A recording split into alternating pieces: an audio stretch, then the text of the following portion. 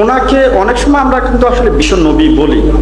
বিশ্বটা যারা সায়েন্টিস্ট আছেন, যারা শিক্ষাবিদ আছেন, তারা কিন্তু বুঝবেন যে বিশ্বটা একটা ছোট্ট শব্দ, কিন্তু আল্লাহ রাব্বুল আলামিন বলছেন ওমা আরসালনাকা ইল্লা রাহমাতাল লিল আলামিন, যেটা আমরা পড়ি আলহামদুলিল্লাহি রাব্বিল আলামিন।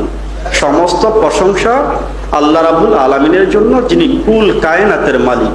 তাহলে রাহমাতুল লিল আলামিনের পরিসীমাটা কতটুকুন? যতটুকুন জগতের জন্য, যতটুকুন কুল কায়নাতের জন্য উনি আল্লাহ, ততটুকুন কুল কায়নাতের জন্য তিনি রহমত।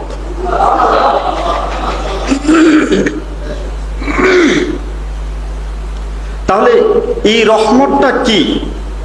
এই রহমতটা আমরা যে নিঃশ্বাস নিচ্ছি, ইন্না আতায়না কাল কাউসার, এই কোরআন কিন্তু শুধু মুসলিমের জন্য না, বৌদ্ধ, খ্রিস্টান, মাদুসি, নাসারা সকলের জন্য। কিন্তু দুর্ভাগ্যবশত আমরা এই কোরআন শরীফটাকে একটা শুধু কিতাব বলে চালিয়ে দিচ্ছি। এটা কিন্তু জ্ঞানের মশাল।